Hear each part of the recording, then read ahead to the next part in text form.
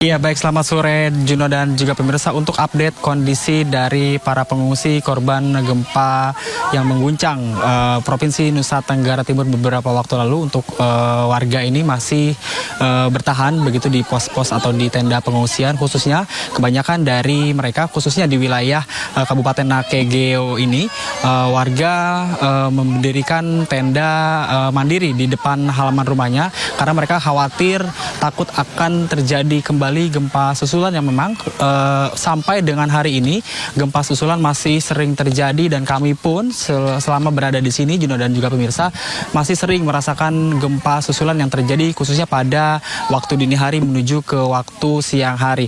Dan untuk kondisi saat ini kita bisa lihat ini merupakan tenda-tenda mandiri yang dibangun oleh warga tepatnya di depan halaman rumah mereka. Mereka lebih memilih bertahan di atau bermalam di dalam tenda karena khawatir dan juga trauma begitu ketika gempa susulan kembali terjadi. Dan untuk itu mereka juga karena sering bermalam begitu di tenda-tenda yang dibuat oleh mereka, sejumlah penyakit mulai berdatangan gitu, mulai menghampiri mereka. Ini posko, salah satu posko yang berada tidak jauh dari rumah warga yang didirikan oleh Dompet Duafa. Ini merupakan posko kesehatan. Kita akan mewawancarai salah seorang warga di sini, Juno dan juga pemirsa. Selamat sore Ibu. Sore. Ibu dengan Ibu siapa? Ibu Aminah. Ibu Aminah, kalau boleh tahu apa saja yang dikeluhkan Bu sampai Ibu mengecek kesehatan di pos ini? Keluhan saya kaki kaku, jari kaki kaku, jari tangan kaku, terus ini dengan keluhan ini warga yang lain itu pilek, batuk, terus ini asam urat, kolesterol. Ya, penyebabnya mungkin kalau ini asam urat mungkin ini faktor makan minum mungkin ya. Tinggal di tenda darurat. Kenapa sih Bu alasannya memilih tinggal? Karena lebih nyaman nyaman dengan kami bisa memperhatikan rumah kami. Terus kebutuhan airnya itu tercukupi. Jadi sejauh ini untuk bantuan sendiri Bu, untuk yang warga bermalam di tenda mandiri, ada gak sih bantuan yang datang untuk warga Bu? Kalau mungkin yang lain saya tidak tahu. Kalau untuk saya pribadi sendiri saya belum dapat dari hari pertama. Belum dapat. Selama ini untuk makan dan kebutuhan lain? Iya, syukurnya tinggal dekat rumah, jadi makan minum yang selama ini kami ada maksudnya persediaan sudah ada. Ibu rencana akan bertahan berapa lama Bu bermalam di tenda mandiri? Sudah, kalau memang tidak ada gempa lagi berarti kami sudah bisa masuk ke rumah, atau kalau selama masih ada gempa masih tidur di tenda mandiri di pengungsi di belakang rumah. Masih sering merasakan gempa ya Bu? Iya, masih. Setiap hari bisa jadi berapa kali Bu gempa yang dirasakan? Ya, kalau hitungan kita tidak tahu berapa kali, cuman kan setiap saat kan pasti ada. Mungkin harapannya Ibu kepada pemerintah begitu Bu, terkait dengan bantuan kah ataupun penanganan musibah ini seperti apa sih Bu? Kalau harapan saya, karena kan rumah saya ini terdampak juga maksudnya tidak terjadinya parah, tapi kan retak-retaknya ada maksudnya setidaknya bantuan itu berupa ini material, begitu saja. Yang lain Bu seperti kebutuhan makanan dan kebutuhan logistik lain? Kalau ada ya kami terima-terima saja kalau dikasih, maksudnya kan kalau ada maksudnya selama ini kan saya belum dapat. Kalau memang itu ya semua warga diperlukan untuk bantuan itu. Ibu selama bermalam di tenda nyaman gak sih Bu? Terus tidurnya pakai apa? Mungkin kan tiap malam dingin ya Bu ya? Kalau malam pertama, malam kedua, malam ketiga itu kami pakai alas, pakai tikar saja.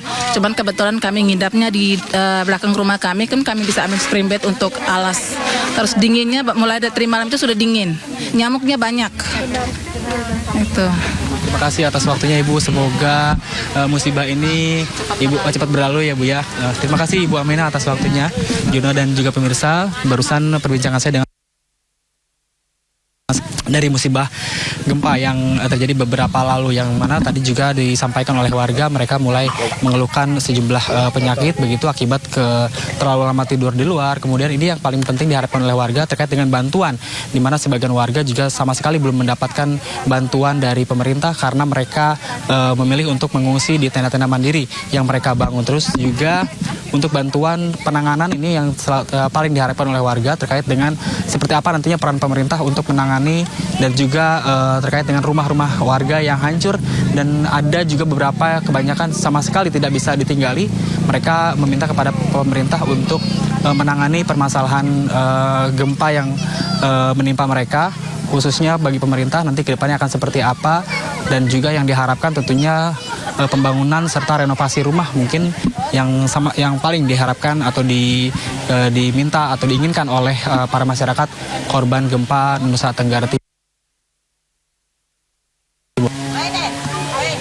Ya, kita dapat tadi semua testimoninya dan keadaan di sana memang masih semuanya serba kekurangan ya, dan juga bantuan pemerintah belum maksimal, kurang lebih seperti itu. Semoga saudara-saudara kita di sana kuat dan tetap optimis, nanti insya Allah akan ada bantuan dalam beberapa hari ke depan, dan kita semuanya juga yang menyaksikan bisa membantu berdonasi seperti itu. Terima kasih Muharlin atas laporan Anda, selamat bertugas kembali.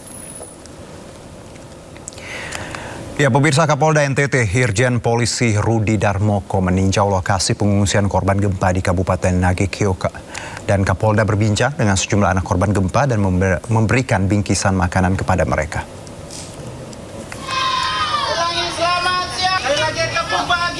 Ya, ketika bencana gempa, pemirsa, tentunya yang jadi perhatian adalah anak-anak, di mana memang mereka adalah ya usia yang sangat rentan, baik itu secara emosional dan juga fisik ya, pasti akan terdampak.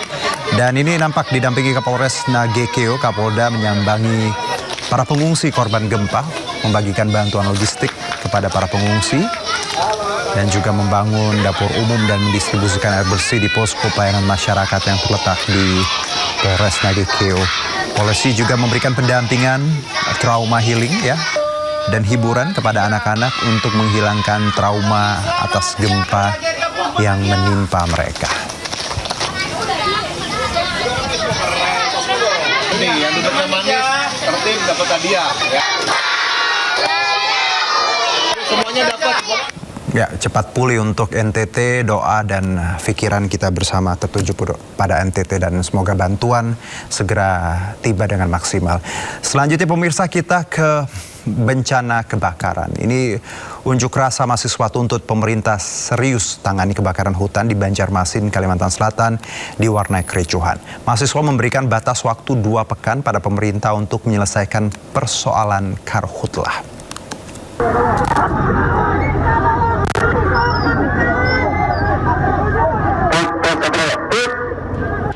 Saling dorong antara mahasiswa dengan polisi terjadi di depan gedung DPRD Provinsi Kalimantan Selatan. Mahasiswa dicegat saat berupaya masuk ke halaman gedung DPRD agar aksi mereka ditanggapi anggota dewan.